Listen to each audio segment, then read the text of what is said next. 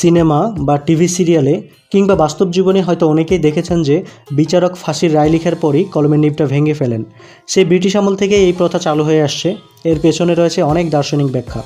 প্রথমত, যে কলমটি দিয়ে এ রায় লেখা হয় সেই কলমটিকে অশুচি বলে মনে করা হয়।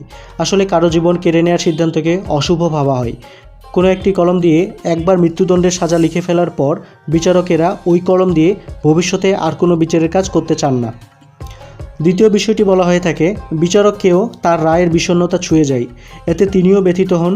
আবার এরকমও মনে করা হয় যে বিচারক অপরাধবোধ থেকে পেনের নিব ভেঙে ফেলেন, কারণ প্রাণ নেওয়ার ক্ষমতা শুধুমাত্র সৃষ্টিকর্তার আছে বলে মনে করা হয়।